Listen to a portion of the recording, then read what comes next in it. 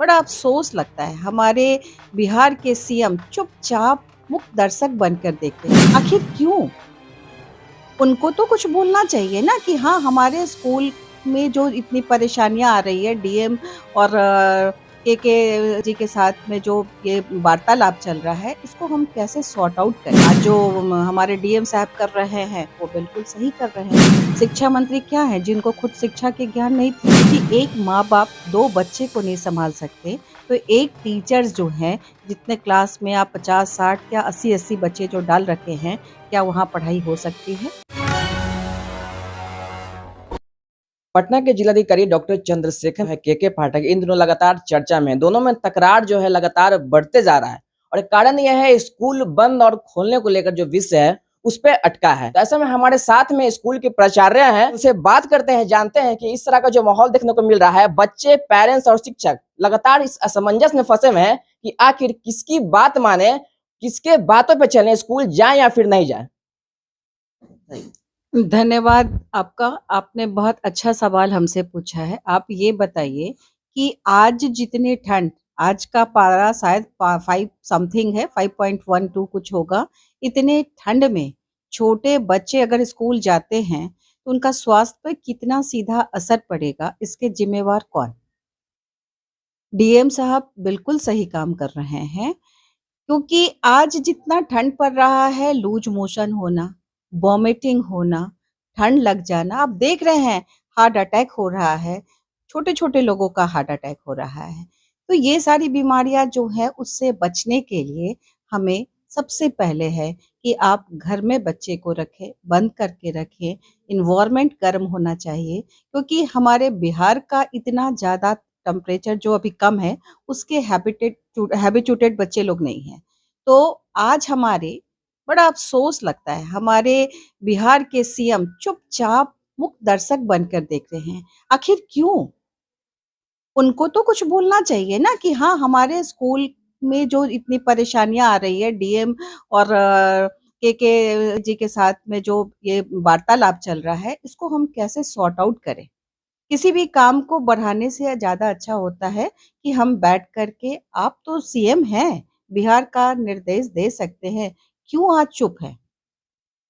तो इस पे बहुत ज़्यादा ज़रूरत है। आज आपके माध्यम से हम माननीय मुख्यमंत्री जी नीतीश कुमार जी से कहना चाहते हैं कि सर आप अपना जुबान खोलें और स्कूल को निर्देश दें ताकि स्कूल वाले जो इतने परेशान हैं क्योंकि जब स्कूल बंद होता है तो बट नेचुरल पैसे भी नहीं आते हैं लेकिन फिर भी स्कूल चाहता है कि छोटे बच्चे जो है क्लास 8 तक के बच्चे जो बहुत नाजुक होते हैं उनकी छुट्टी जो है ठंड में दी जाए तो इस पे चर्चा तो बिल्कुल होना चाहिए और आज जो हमारे डीएम साहब कर रहे हैं वो बिल्कुल सही कर रहे हैं।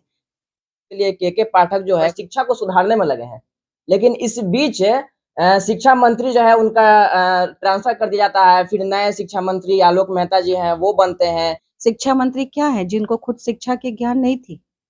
आज के दिन में शिक्षा आप कहते हैं सरकारी स्कूल, पढ़ाई हो रही है, कितने बच्चे हैं, ठीक आपने आपके द्वारा बच्चे की उपस्थिति स्कूल में हुई, लेकिन एक सेक्शन में कितने बच्चे हैं और कितने बच्चों के बीच एक टीचर होना चाहिए, सर जी आप भी इस पर ध्यान दें। 20 बच्चे के साथ एक टीचर्स क्योंकि एक माँ-बाप 2 बच्चे को नहीं सँभाल सकते, तो एक टीचर्स जो हैं, जितने क्लास में आप 50-60 क्या 80-80 बच्चे जो डाल रखे हैं, क्या वहाँ पढ़ाई हो सकती है?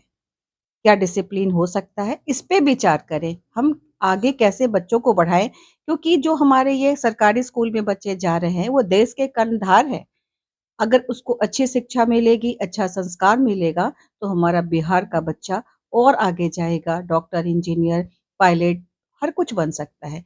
लेकिन इस तरीके से नहीं कि ठंड में बच्चे ठिठुर के जा रहे हैं, ना कपड़े देह पे सही से है, ना उनके पास ऊनी वस्त्र उतना है कि वो उतना पहन कर के जा सकते हैं, ना स्कूल में उतनी व्यवस्थाएँ हैं कि उसको अंदर में हीटर में देके बैठाया जा सकता है ताकि उनको ठंडा में ठिठुरे नहीं। बहुत जगह तो सरकारी स्कूल में ज़मीन पे बैठाया जाता है, दरी पे बैठाया जाता है। अब आप बताइए कि क्या आपके घर के बच्चे भी जाते हैं क्या वहाँ? वहाँ आप बैठा सकते हैं दरी में, पाठक जी?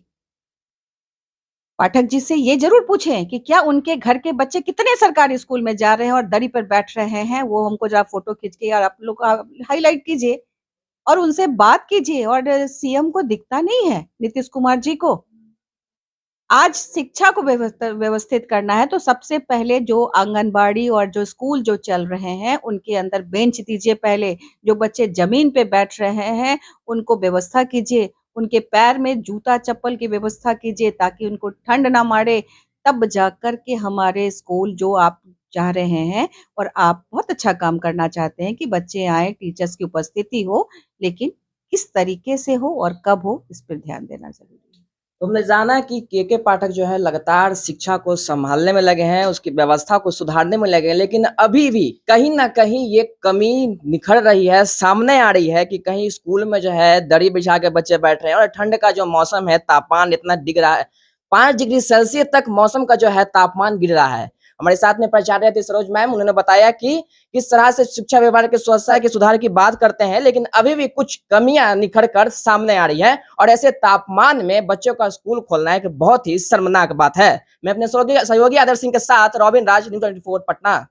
पत्र लिखा, आपने भी जवाब दिया। हाँ। क्या मामला अभी तक? नहीं, बहुत स्पष्ट जवाब हमने दे दिया है और जो आकस्मिक परिस्थिति है उसको देखते हुए जो है निर्णय लिया जाता है और निर्णय लेने के लिए आकस्मिक परिस्थिति से निपटने के लिए जिलाधिकारी को शक्ति दी गई है और उसके तहत जो है इस प्रकार का निर्णय लिया जाता है। अभी कल का टेम्परेचर जो तापमान है हम लोगों के ज़िले में 5.5 डिग्री है न्यूनतम है। अच्छे लोगों को बाहर निकलने में कठिनाई हो रही है। इसको देखते हुए छोटे बच्चों का स्कूल 8वीं तक का जो है प्रतिबंधित किया गया है, शैक्षणिक गतिविधियाँ, और बाकी जो बड़े बच्चे हैं जो थोड़े मजबूत हैं उनको जो है हम लोगों ने ऐसा प्रतिबंध से बाहर रखा है। तो ये परिस्थिति को देखते हुए निर्णय लिया गया है और इसके लिए जिलाधिकारी पूरी तरह से सक्षम है और इस प्रकार का निर्णय लेने के लिए किसी से अनुमति की आवश्यकता नहीं है और उसका रिव्यू जो है कोई नहीं कर सकता है, वो कोर्ट का ऑर्डर होता है, कोई उच्चतर न्यायालय ही उसका रिव्यू या उस आदेश की समीक्षा कर सकती है। तो पूरी तरह से प्रदत्त शक्तियों का प्रयोग करते हुए जनहित में, बच्चों के हित में वो आदेश निर्गत किया आगे गया। भी एक्सटेंड हो सकता है क्या? जैसी परिस्थिति रहेगी वैसा निर्णय लिया जाएगा परिस्थिति को देखते हुए। टकराव की स्थिति? नहीं, कोई टकराव की स्थिति नहीं। ठीक।